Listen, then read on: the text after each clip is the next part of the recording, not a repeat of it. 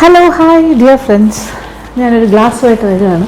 എന്തിനാണെന്നല്ലേ, അപ്പോൾ ഈ ഒരു ഗ്ലാസ് കാണുമ്പോൾ എന്താ തോന്നുന്നത്? ഒരു ഷാർജ ഷേക്കിൻ്റെ ഒരു മണമടിക്കുന്നില്ലേ? യെസ്, അത് തന്നെയാണ് ഉദ്ദേശം. അപ്പോൾ എന്തായാലും ചൂട് കാലമാണ്, പിന്നെന്തൊക്കെയാണ് നമ്മൾ വീട്ടിലിരിക്കുന്ന സമയം.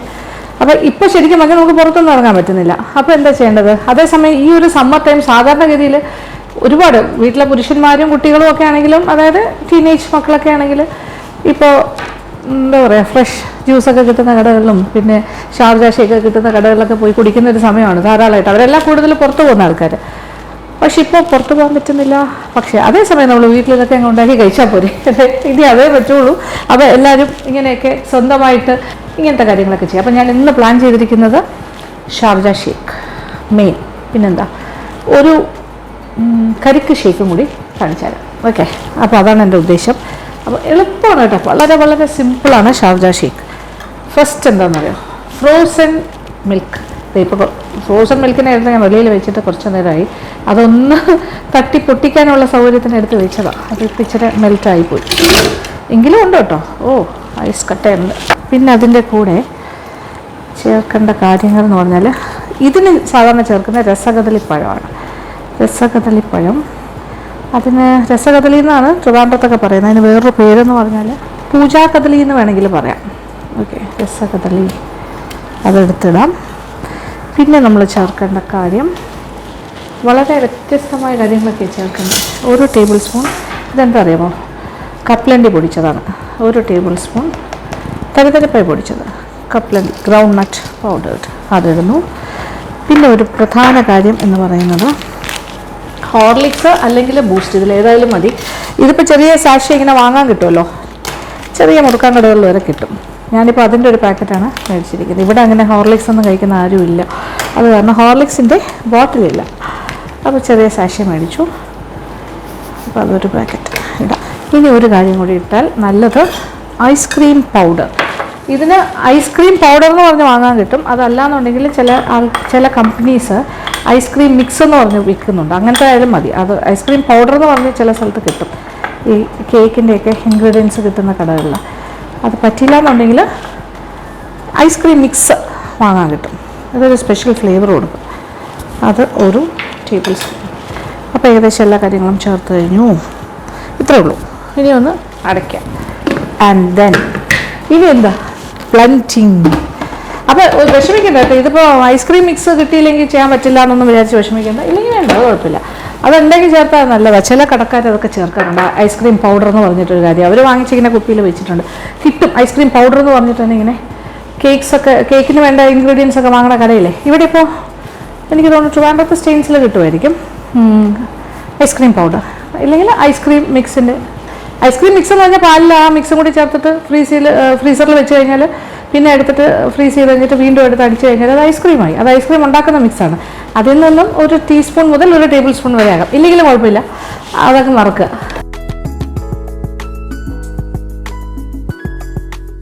ഇനി മധുരത്തിൻ്റെ ഒരു കാര്യം എക്സ്ട്രാ വേണം, പഞ്ചസാര.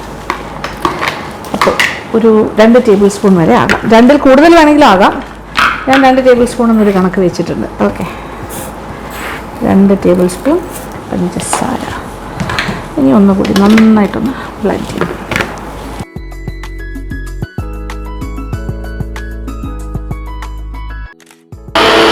ഇത്രയും പോരെ, മതി. ഓക്കെ, നന്നായിട്ട് മിക്സായി. ഓ, നല്ല മണം. ഒഴിക്കട്ടെ. നല്ല കുറുകുറാന്നുള്ള ഷാർജ ഷേക്ക് നോക്കിയേ. ആഹാ, ഇത് 2 പേർക്ക് കഴിക്കാനുള്ളതുണ്ടാവും ഈ ക്വാണ്ടിറ്റി. ഓ മൈ ഗോഡ്, ഇതെനിക്കല്ലേ സുഖമായിട്ട് എനിക്ക് കുടിക്കാമല്ലോ. കുടിക്കട്ടെ.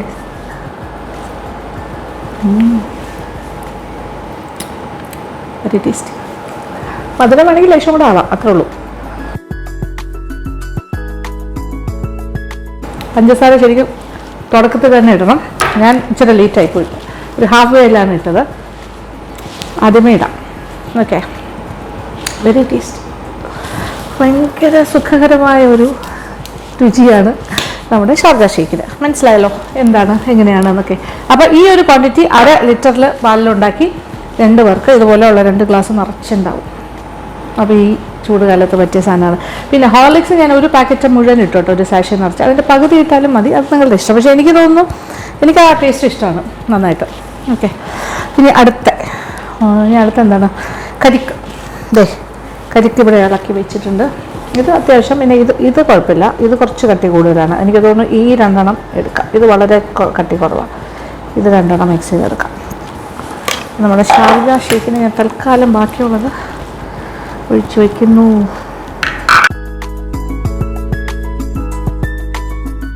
താഴെ കൊണ്ടുപോയി പിള്ളേർക്ക് കൊടുക്കാം. അപ്പോൾ കരിക്ക് ഷേക്ക് എന്ന് പറഞ്ഞാൽ ഇപ്പോൾ എത്ര വെറൈറ്റി ആണെന്ന് അറിയാമോ? നമ്മളൊരു കടയിൽ വന്നു കഴിഞ്ഞാൽ ഇപ്പോൾ ഓറിയോ ചേർത്തിട്ടുള്ള കരിക്ക് ഷേക്ക് ഉണ്ട്, പിന്നെന്താ ചെറി കരിക്ക് ഷേക്ക് ഉണ്ട്, അങ്ങനെ മാറി മാറി പല ഫ്ലേവേഴ്സിലും കിട്ടും. ഞാനിപ്പോൾ ഇത് പ്ലെയിനാണ് ചെയ്യുന്നത്. ഇത് നോക്കി, കരിക്കിൻ്റെ ഈ ഭാഗം നമുക്കൊന്ന് ഇങ്ങനെ എടുത്ത് വയ്ക്കാം. ഇത് ചെറിയ കരിക്കാണ്, നോക്കൂ, ഒട്ടുമില്ല സൈസ്. ഇത് 1/2 ലിറ്റർ പാലിൽ ചെയ്യുമ്പോൾ ഇത് തികയില്ല. അത് കാരണം ഞാനത് ഒരെണ്ണം മാത്രമല്ല 1.5 എടുക്കാൻ പോവാം. 1 പറയുമ്പോൾ ഇത്രയല്ലേ ഉള്ളൂ. So little. ഒരു പീസും കൂടി എടുക്കാം, ഒരു ഹാഫും കൂടി. അപ്പോൾ കുറച്ച് കരിക്കിൻ്റെ പീസ് എടുത്തല്ലോ. ഇനി എന്താ ചെയ്യേണ്ടതെന്ന് വെച്ചാൽ അത് ആദ്യം ബ്ലെൻഡറിലിടാം. നോക്കിക്കോളൂ. അപ്പോൾ വലിയ കരിക്കാണെങ്കിൽ 1 മതി. ഇതിപ്പോൾ ചെറിയ കരിക്കായതുകൊണ്ട് ഞാനിങ്ങനെ 1.5 എടുത്തു. ഇനി അണ്ടിപ്പരിപ്പ്, അത് ഇച്ചിരി ഞാൻ വെള്ളത്തിൽ കുതിർത്ത് വെച്ചിരുന്നു. ഒരു 3, 4, 5 അണ്ടിപ്പരിപ്പ്. Okay, fine. പിന്നെ ഡേറ്റ്സ്, ഇത് കുരു കളഞ്ഞതാണ്. ഒരുപാട് വേണ്ട, ഒരു 3 എണ്ണം അല്ലെങ്കിൽ 4 എണ്ണം മാക്സിമം. പിന്നെ പഞ്ചസാര, അപ്പോൾ നമ്മുടെ മധുരത്തിനനുസരിച്ചിട്ടാണ്. 2, ഓക്കെ, 2.5 ടേബിൾ സ്പൂൺ വരെ ആകും. പിന്നെ എന്താ വേണ്ടേ? പിന്നെ പ്രധാനപ്പെട്ട കാര്യം നമ്മുടെ ഐസ്, ഫ്രോസൺ.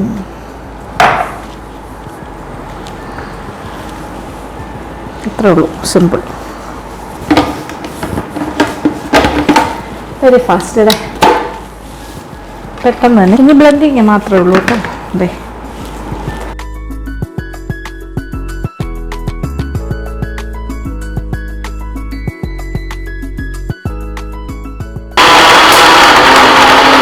ഒരുപാട് ശബ്ദമൊക്കെ കേൾക്കുന്നുണ്ട്. എനിക്കൊന്ന് അണ്ടിപ്പരിപ്പും ഡേറ്റ്സൊക്കെ അരഞ്ഞ ഈ കരിക്കും കൂടെ അരഞ്ഞ് ചേരുന്നുണ്ട്.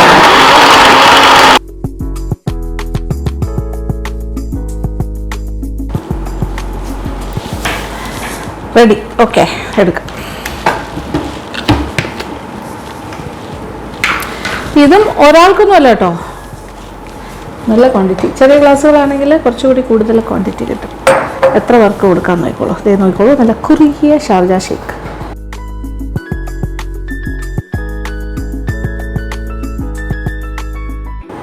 ഓക്കെ, 2 ഫുൾ ഗ്ലാസ്സസ് കിട്ടും ഈ സൈസിൽ. Jar glass. അപ്പോൾ ഇത് ഇത്രയുള്ളൊരു ഗ്ലാസ് നിറച്ചുണ്ട് ഒരു ജാറിൽ.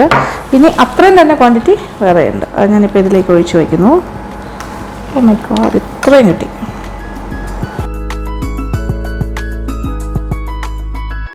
ടേസ്റ്റി അല്ലേ? ആഹാ,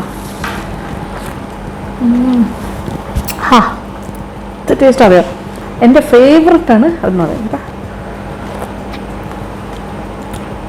അയ്യോ, എനിക്കറിഞ്ഞൂടെ എന്ത് സന്തോഷം തോന്നും ടേസ്റ്റ് ഇങ്ങനെ ആസ്വദിച്ച്.